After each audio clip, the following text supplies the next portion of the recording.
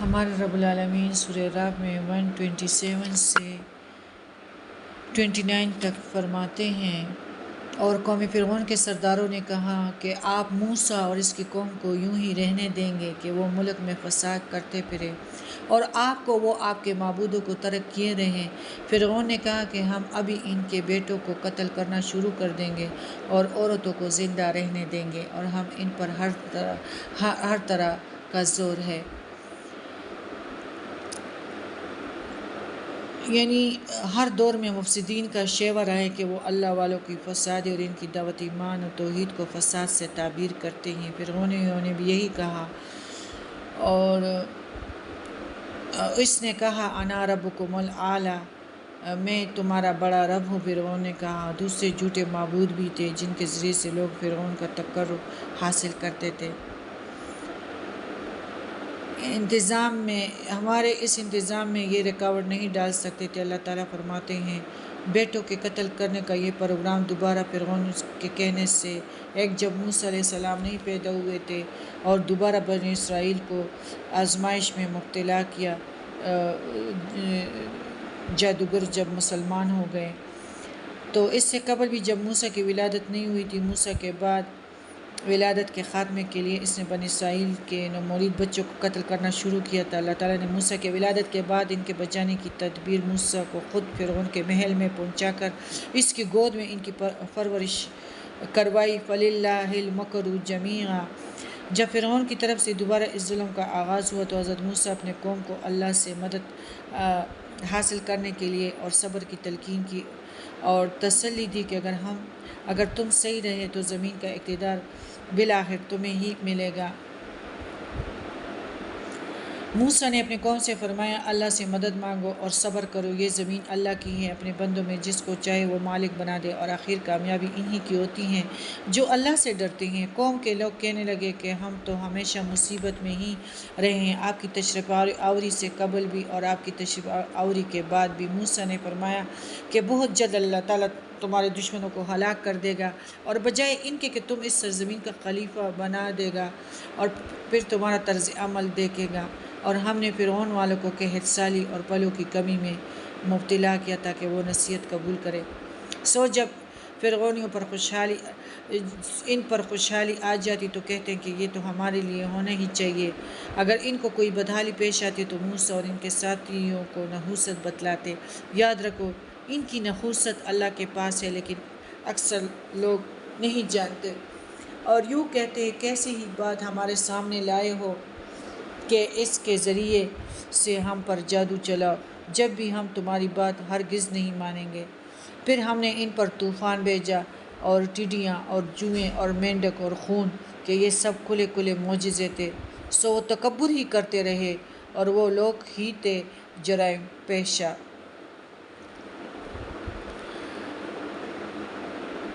اکثر اللہ تعالیٰ نے ان کو یعنی پھلوں بہت فراوانی کی، اور یہ لوگوں کی نحوست کے اثرات ہمارے ملک پر یعنی پڑے ہیں، اور اسی طرح قحط سالی میں اللہ تعالیٰ نے ان کو پھر مبتلا کیا۔ اللہ تعالیٰ کی طرف سے ہیں موسیٰ اور ان کے پیروکار ان کا سبب نہیں ہیں۔ اللہ تعالیٰ نے فرمایا کہ ان کی بدشگونی کا سبب اللہ کے علم میں ہے، اور ان کا کفر اور انکار ہے۔ پھر سیلاب ان پہ بھیجا اور کثرت بارشیں جس سے یہ ہر چیز غرق ہو گئی اور ہر گھر میں ماتم برپا ہو گیا۔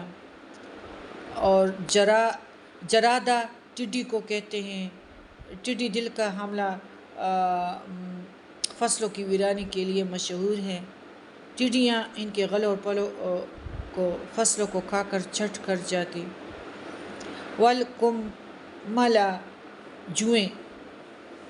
جوئیں ہیں جو انسان کے جسم اور کپڑوں اور بالوں میں ہو جاتی ہیں، اور گھن کا کیڑا جو گلے میں لگ جاتی ہے، اور کافی پریشانی اٹھانی پڑتی ہیں انسانوں کو جب بالوں میں جوئیں پڑ جاتے ہیں۔ اس طرح گھن کا عذاب بھی معیشت کو کوکھلا کر دیتی ہیں۔ مینڈک جو پانی اور جوہر اور چپڑوں پہ الدف الدفادغہ مینڈک کو کہتے ہیں، والقملہ جوؤں کو کہتے ہیں، والجرادہ ٹڈی کو کہتے ہیں، طوفان، سیلاب، کثرت بارش کو کہتے ہیں، یہ سارے۔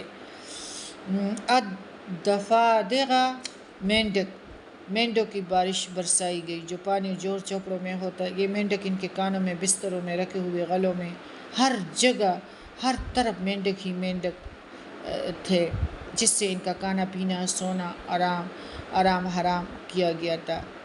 والدمہ خون کی بارش، پانی کا خون بن جانا، اور پانی نہیں پی سکتے تھے، ان کے لیے پانی ناممکن ہو گیا تھا۔ جس طرح ناک سے خون شروع ہو جائے ہر چیز میں گرتی ہے، اس طرح پانی بھی خون ہو گیا تھا۔ اور کر دیجئے جس کا اس نے آپ سے عہد کر رکھا ہے، اگر آپ اس عذاب کو ہم سے ہٹا دیں تو ہم ضرور آپ کے کہنے سے ایمان لے آئیں گے، ہم بنی اسرائیل کو بھی رہا کر دیں گے اور آپ کے ہمراہ کر دیں گے۔ پھر جب ان سے اس کا عذاب کو ایک خاص وقت تک کے لیے، جس تک بہرحال ان کو پہنچنا تھا، ہٹا دیتے تو وہ فوراً ہی عہد شکنی کرنے لگتے۔ یعنی دماغوں میں جو ان کا تکبر تھا، وہ حق کی راہ میں ان کے لیے زنجیر بنا رہا، اور اتنی واضح نشانیوں کے باوجود بھی ایمان کے دولت سے محروم رہے۔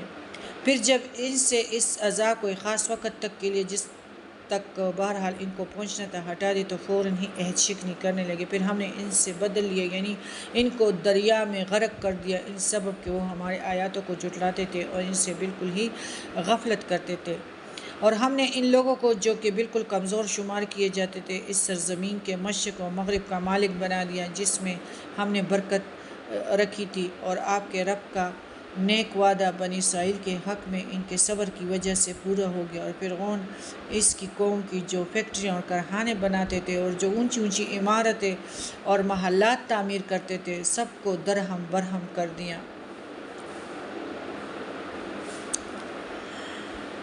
یعنی بالآخر اللہ تعالیٰ نے بنی اسرائیل کو، جو فرعون نے غلام بنا رکھا تھا، ان پر ظلم روا رکھتا تھا، اور فی الواقعہ یہ مصریوں کو کمزور سمجھے جاتے تھے، مغلوب اور غلام تھے۔ جب اللہ نے چاہا تو اس مغلوب اور غلام قوم کو زمین کا وارث بنا دیا۔ وَتُعِزُّ مَن تَشَاءُ وَتُذِلُّ مَن تَشَاءُ، اللہ جس کو چاہے عزت دے، جس کو چاہے ذلیل کر دے۔ فلسطین کا علاقہ دیا، جہاں اللہ تعالیٰ نے عمالقہ کے بعد بنی اسرائیل کو غلبہ عطا فرمایا۔ شام میں بنی اسرائیل حضرت موسیٰ کی وفات کے بعد اس وقت گئے جب حضرت یوشع بن نون نے عمالقہ کو شکست دے کر بنی اسرائیل کے رستہ ہموار کر دیا۔ اللہ نے زمین کے ان حصوں میں برکت رکھی، یعنی شام کے علاقے میں شاداب اور خوشحالی میں بھی بہت ممتاز ہے۔ ظاہری اور باطنی دونوں قسم کے برکتوں سے یہ زمین مالا مال رہی۔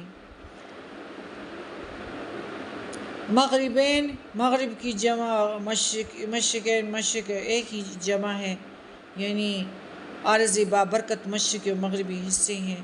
فلسطین کو کہا جاتا ہے۔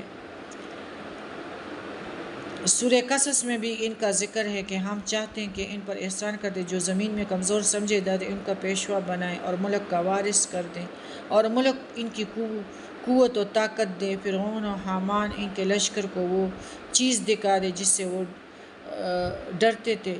یہ فضل و احسان اس صبر کی وجہ سے ہوا جس کا مظاہرہ انہوں نے فرعونی مظالموں کے مقابلے میں کیا۔ خود یعنی جو وہ بلند کرتے تھے، مراد اونچی عمارتیں یہ خود ہی تیار کرتے تھے، کارخانے، ہتھیار وغیرہ فرعونی خود کرتے تھے۔ انگور وغیرہ کے باغات بھی ان کے بہت زیادہ تھے، تو ان کی شہری عمارتیں، ہتھیار، دیگر سامان بھی اللہ تعالیٰ نے تباہ کر دیا، اور ان کے باغات بھی۔ اور ہم نے بنی اسرائیل کو دریا سے پار کر دیا۔ بس ان لوگوں کو ایک قوم پر گزر ہوا جو چند بتوں کی عبادت میں لگے ہوئے تھے۔ کہنے لگے، اے موسیٰ، ہمارے لیے بھی ایسا ہی معبود مقرر کر دیجئے جس سے ان کی یہ معبود ہیں۔ آپ نے فرمایا کہ واقعی تم لوگ بڑی جہالت تو یہ تم لوگوں کی بڑی جہالت ہے. یعنی ان لوگوں نے پتھروں کو خود تراشا تھا، اور یہ پتھر یہ بدھ گائے کی شکل میں تھے. تو ان لوگوں نے بھی چاہا کہ موسیٰ ہمارے لیے بھی ایسی چیز چاہیے کہ ہم اس کے آگے. حضرت موسیٰ نے فرمایا تم لوگ باطل اور خسارے میں ڈوبے ہوئے ہو، تم لوگ ہو ہی بیوقوف. یہ لوگ جس کام میں لگے ہیں یہ تباہ کیا جائے گا، اور ان کا یہ کام محض بے بنیاد ہے. یعنی یہ تو خسارے کا باعث ہے. فرمایا کیا اللہ کے سوا تمہارے لیے کوئی اور معبود تلاش کروں، حالانکہ اس نے تم کو تمام جہانوں پر فوقیت دی. یعنی تمہیں تمام جہانوں پر فضیلت عطا کی. اسے چھوڑ کر میں تمہارے لیے پتھر اور لکڑی کے تراشتے ہوئے بت تلاش کروں. ناشکری، احسان ناشناسی میں کس طرح کر سکتا ہوں یہ کام. اور وہ وقت یاد کرو جب ہم نے تم کو فرعون والوں سے بچا لیا جو تم پر بہت سخت تکلیف پہنچاتے تھے، تمہارے بیٹوں کو قتل کر ڈالتے، تمہاری عورتوں کو زندہ چھوڑتے تھے. اور اس میں تمہارے پروردگار کی طرف سے بڑی آزمائش تھی. اور ہم نے موسیٰ سے 30 راتوں کا وعدہ کیا اور مزید 10 راتوں سے. ان 30 راتوں کو پورا کیا، سو ان کے رب کی مقررہ مدت 40 راتیں پوری ہوگی. اور موسیٰ نے اپنے بھائی ہارون سے کہا کہ تم میری قوم میں میری جانشینی کرنا اور ان کی اصلاح کرتے رہنا، اور فساد کرنے والوں کی راہ پر مت چلنا. فرعون اس کے لشکر کے غرق کے بعد ضرورت لاحق ہوگی بنی اسرائیل کی ہدایت اور رہنمائی کے لیے کوئی کتاب انہیں دی جائے. اللہ نے حضرت موسیٰ کو 30 راتوں کے لیے کوہ طور پر بلایا، جس میں 10 راتوں کا اضافہ کر کے اسے 40 کر دیا. حضرت موسیٰ نے جاتے وقت حضرت ہارون کو جو نبی تھے ان کے بھائی بھی اپنے جانشین مقرر کیا تاکہ وہ بنی اسرائیل کی ہدایت و اصلاح کا کام کرتے رہیں اور انہیں ہر قسم کے فساد سے بچائے. حضرت ہارون خود نبی تھے، اصلاح کا کام ان کے فرائض منصبی میں شامل تھا. حضرت موسیٰ نے انہیں محض تذکرہ و تنبیہ کے طور پر یہ نصیحت کی ہے. اور جب آیت نمبر 143 میں ہے، اور جب موسیٰ نے ہمارے مقرر کردہ وقت پر آئے اور ان کے رب نے ان سے کلام کیا تو موسیٰ نے عرض کیا کہ اے میرے رب، تو مجھے اپنا جمال دکھا کہ میں تجھے ایک نظر دیکھ لوں. اور ارشاد ہوا کہ تم مجھے ہرگز نہیں دیکھ سکتے، لیکن تم اس پہاڑ کی طرف تو دیکھو، اگر وہ اپنی جگہ پر برقرار رہا تو تم بھی مجھے دیکھ سکو گے. پس جب ان کے رب نے ان پر تجلی فرمائی تو ریزہ ریزہ کر دیا اور موسیٰ بے ہوش ہو کر گر پڑے.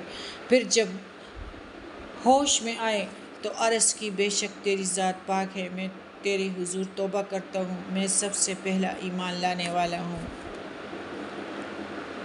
حضرت موسیٰ جب طور پہ گئے وہاں اللہ نے ان سے براہ راست گفتگو. موسیٰ کے دل میں اللہ کو دیکھنے کا بھی شوق پیدا ہو گیا اور اپنے شوق کا اظہار کیا. ربی ارنی، میں آپ کو دیکھنا چاہتا ہوں. فرمایا تو مجھے ہرگز نہیں دیکھ سکتا،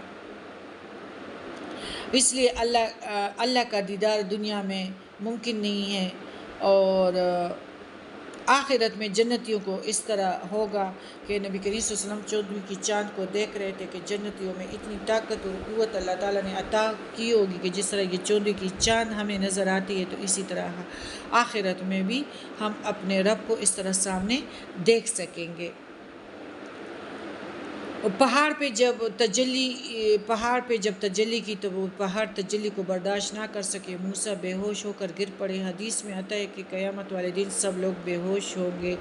یہ بے ہوشی جو ہے جب ہوش میں اللہ تعالیٰ فیصلہ کرنے کے لیے نزول و جلال فرمائے گا. جب ہوش میں آئیں گے تو میں ہوش میں آنے والوں میں سے سب سے پہلا شخص ہوں گا. نبی کریم صلی اللہ علیہ وسلم نے فرمایا لیکن جب میں دیکھوں گا کہ موسیٰ عرش کا پایا تامے کڑے ہیں، مجھے نہیں معلوم کہ وہ مجھ سے پہلے ہوش میں آئے ہیں. یعنی نبی کریم صلی اللہ علیہ وسلم سے پہلے حضرت موسیٰ علیہ السلام جب پیارے نبی سب سے پہلے آئیں گے ہوش میں. جب نبی کریم صلی اللہ علیہ وسلم فرمایا کہ جب میں دیکھوں گا تو موسیٰ علیہ السلام عرش کا پایا تامے کڑے ہیں، مجھے نہیں معلوم کہ وہ مجھ سے پہلے ہوش میں آئے یا انہیں کوہ طور کی بے ہوشی کے بدلے میں میدان محشر کی بے ہوشی سے مستثنی رکھا گیا ہے. صحیح بخاری حدیث 4638، صحیح مسلم حدیث 1602 2373۔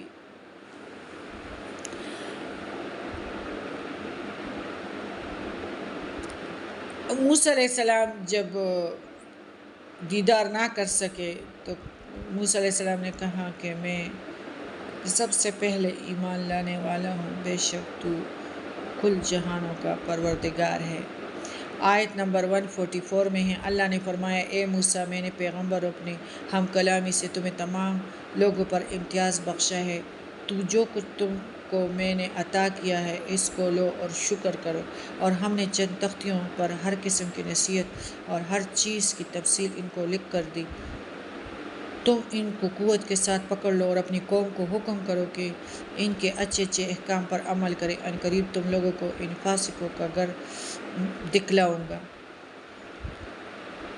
میں ایسے لوگوں کو اپنے احکام سے برگشتہ ہی رکھوں گا جو زمین میں ناحق تکبر کرتے ہیں، اور اگر تمام نشان دیکھ لے تب بھی وہ ان پر ایمان نہیں لائیں گے، اور اگر ہدایت کا راستہ دیکھ لے تو اس کو اختیار نہیں کرتے، اور اگر گمراہی کا راستہ دیکھ لے تو اس کو فوراً اختیار کرتے ہیں۔ آیت نمبر 164، تو اس کو فوراً اختیار کرتے ہیں۔